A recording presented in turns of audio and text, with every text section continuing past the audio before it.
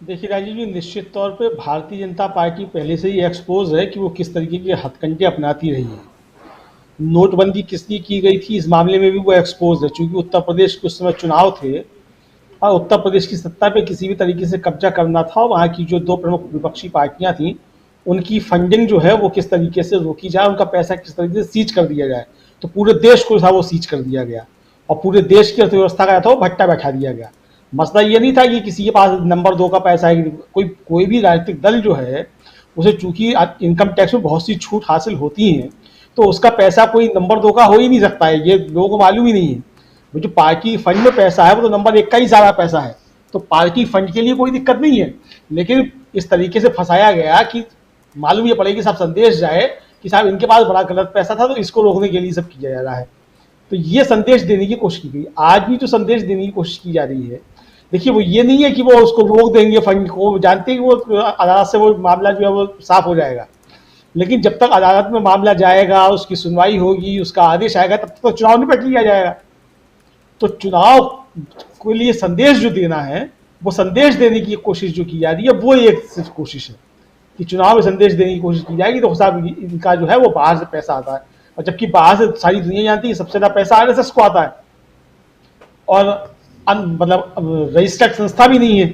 RSS अभी तक registered नहीं है, पंजीकृत संस्था नहीं है, तो सबसे ज्यादा पैसा उसको आता है, उसके अनुषंगिक संगठनों को आता है बाहर से सबसे ज्यादा पैसा। उनकी कोई जांच नहीं होती है। मुझको याद पड़ता है कि 1989 और 90 की जो बैलेंस शीट थी विश्व हिंदू परिषद की, उसको एक उस समय तत्कालीन सहायक आयकर कमिश्नर हुआ करते थे विश्वबंधु गुप्ता, उन्होंने जो थे वो नोटिस जारी कर दिए थे विश्व हिंदू परिषद को कि आपके इसमें जो है 20 लाख रुपए की गड़बड़ियां जो है, आपने जो दिया है अपना डाटा, इसमें 20 लाख रुपए की गड़बड़ियां हैं। और मधु दंडवते उस समय वित्त मंत्री थे। तो पूरी भारतीय जनता पार्टी और संघ परिवार सब जो थे मधु दंडवते के ऊपर पिल पड़े और ये आरोप लगाया गया कि विश्वबंधु गुप्ता जी वो कांग्रेसी। तो विश्वबंधु गुप्ता ने कहा कि भाई मैं तो अपने मतलब छात्र जीवन में भी किसी पार्टी का सदस्य नहीं रहा, और जब मैंने चंदा स्वामी को जब नोटिस दिया था तब किसी ने कुछ नहीं कहा। चंदा स्वामी को मैंने नोटिस दिया था, और ये हुआ कि चूंकि भारतीय जनता पार्टी विश्वनाथ प्रताप सिंह की सरकार में को समर्थन दे रही थी बाहर से, तो उनको जो था वो सस्पेंड करा दिया गया विश्वबंधु गुप्ता जी को। वो बैलेंस शीट आज कहाँ है और विश्व हिंदू परिषद के खाते कहाँ हैं किसी को कुछ नहीं मालूम है। तब से गंगा में बहुत सा पानी जो बह चुका है। तो ये सारी चीजें, गलती असल में कांग्रेसियों की ये है कि जब आप पावर में होते हैं तो आप जो है वो शुद्ध महात्मा संत बन जाते हैं, जबकि आप जानते हैं कि जो सामने लोग हैं वो महात्मा और संत नहीं है, वो शुद्ध पॉलिटिकल बल्कि कहिए कि अपराधी मानसिकता के लोग हैं।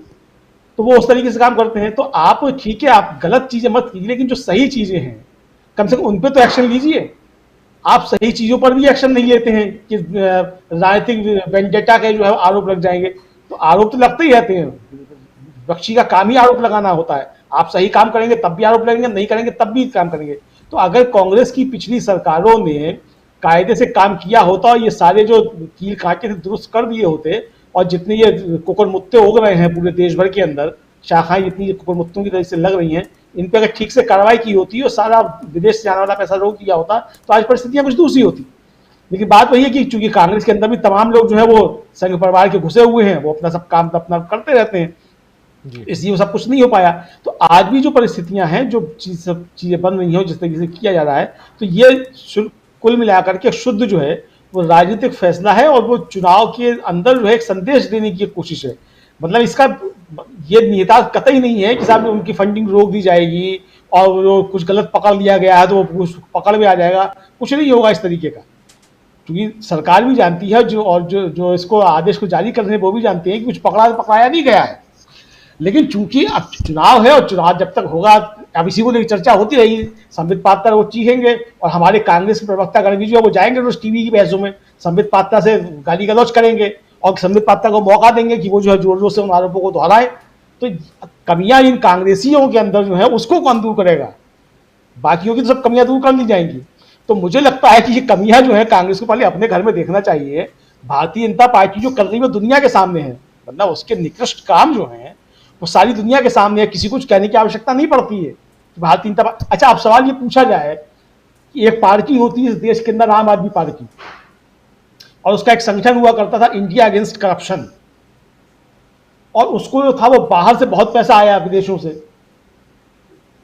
और उस पार्टी के ही जो जिन्होंने पैसा चंदा इकट्ठा करवाया था अमेरिका में बैठे हुए, उनके जो ओवरसीज शाखा थी उसके आगे प्रेसिडेंट थे और वो चाइल्ड स्पेशलिस्ट है अमेरिका में, डॉक्टर मुनीश रायजादा, वो बाकायदा 4-5 साल से यहाँ मुहिम चला रहे हैं कि भाई इसका चंदे का हिसाब तो दे दो केजरीवाल जी, ये चंदा कहाँ से आया और कितना आया। उस चंदे का आज तो कोई हिसाब किताब नहीं है, केजरीवाल जी से सरकार भी नहीं पूछी वो चंदा कहाँ है और कहाँ से आया, कितना पैसा आया, क्यों कहाँ खर्च हुआ, उसका कोई हिसाब किताब नहीं है और ना पूछा जाएगा बिल्कुल भी किसी भी हाल में। जो इलेक्शन बॉन्ड जो जारी किए गए हैं, ये इलेक्शन बॉन्ड में पैसा कौन दे रहा है और कहां से आ रहा है ये किसी को नहीं मालूम है, और सबसे ज्यादा पैसा भारतीय जनता पार्टी को मिल रहा है। मतलब इलेक्शन बॉन्ड में जो पैसा आ रहा है वो 80% से ज्यादा पैसा भारतीय जनता पार्टी को मिल रहा है। वो पैसा कौन दे रहा है, कोई दाऊद इब्राहिम दे रहा है, कोई हाजी मस्तान दे रहा है, कौन दे रहा है कुछ नहीं पता है। तो देश को मालूम तो हो कि जो इलेक्शन बॉन्ड में लोग पैसा दे रहे हैं वो कौन लोग हैं, अच्छे पैसे वाले लोग हैं, अच्छे ईमानदारी से जिन्होंने पैसा कमाया वो दे रहे हैं, इस देश के अंदर जो आतंकवादी गतिविधियां संचालित कर रहे हैं वो दे रहे हैं, कौन दे रहा है किसी को कुछ नहीं मालूम है। सिर्फ भारतीय जनता पार्टी की बात नहीं है, ठीक है 80% उनको पैसा मिल रहा है, सरकार में तो जाहिर बात है उनको ज्यादा मिलेगा, लेकिन 20% और लोगों को भी तो मिल रहा है ना, तो उनकी भी मालूम होनी चाहिए। तो चूंकि 80% का मालूम नहीं पड़ने पाए, 20% का भी मालूम नहीं पड़ेगा।